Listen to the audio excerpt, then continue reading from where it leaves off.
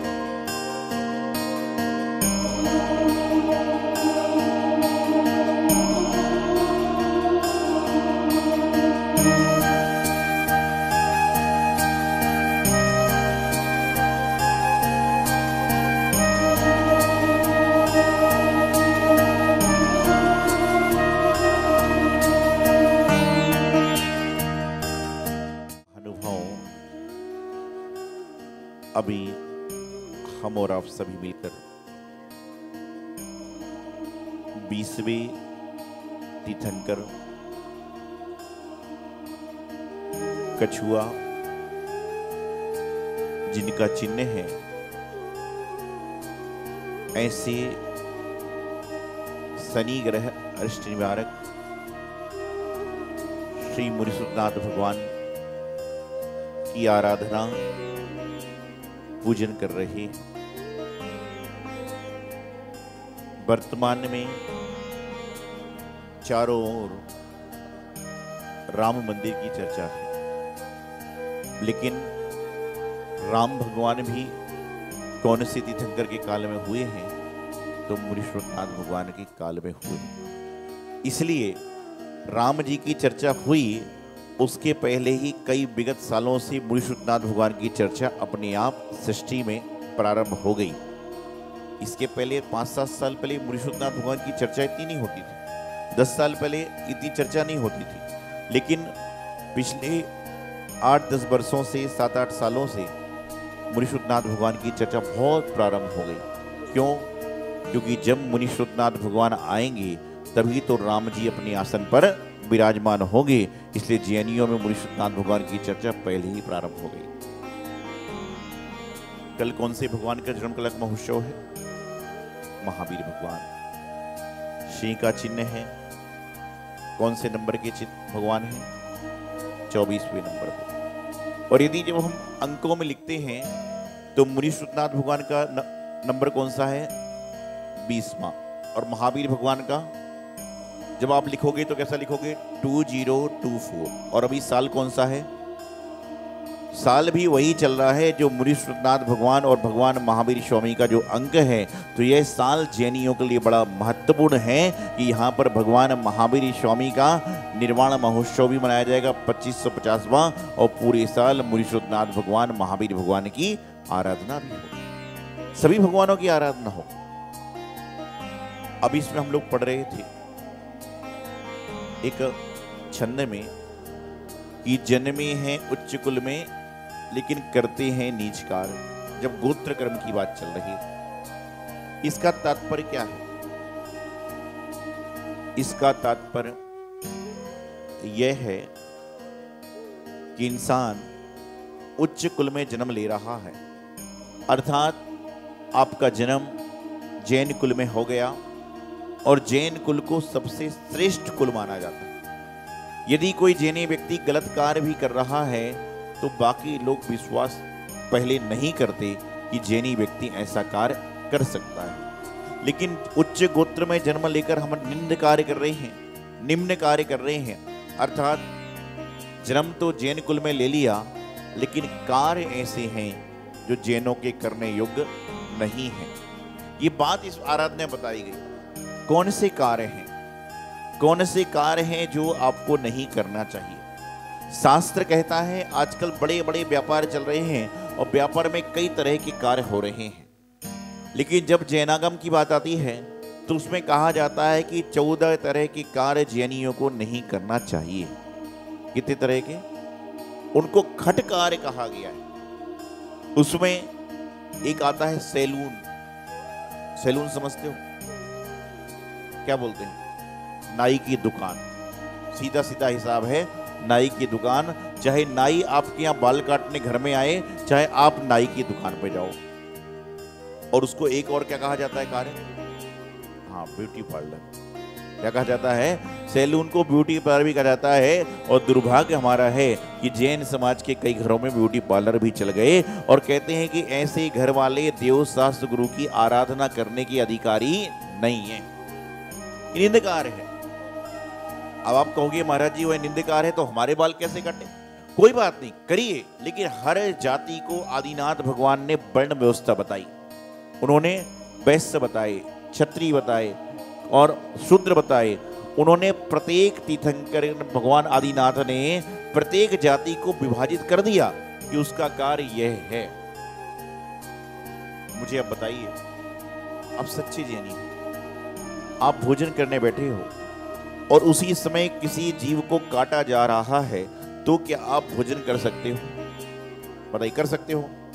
तो फिर आप लोग उन होटलों में जाकर कैसे भोजन कर लेते हो जहां अंदर रसोई में हर तरह का भोजन मर रहा है और बाहर टेबलों पर बैठकर आप खा रहे हो? बर्तन तो वही हैं, बर्तन तो वही हैं, वही जीवाणु, वही कीटाणु सारे के सारे अंदर आ रहे हैं। अब आप कहोगे महाराज महानगर में है, शादी ब्याह फंक्शन में जाना पड़ता है।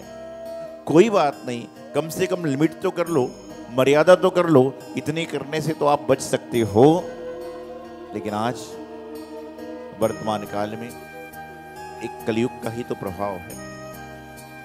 सतयुग समाप्त हो गया ऐसा नहीं है, क्योंकि यदि सतयुग समाप्त हो जाता तो आप लोग जिन मंदिर में नहीं होते, क्योंकि जो जिन मंदिर में हैं उनके लिए तो आज भी सतयुग ही चल रहा है, और जो जिन मंदिर से दूर हैं उनके जीवन में कलयुग चल रहा है। आप सतयुग में ही रह रहे हो, क्योंकि आपको देव शास्त्र गुरु की वाणी सुनने को मिल रही है, कलयुग में नहीं मिल सकती। कलयुग चल रहा है, कलिकाल चल रहा है, सब कुछ है, लेकिन कलयुग में भी थोड़ा सा सतयुग आज भी विद्यमान है।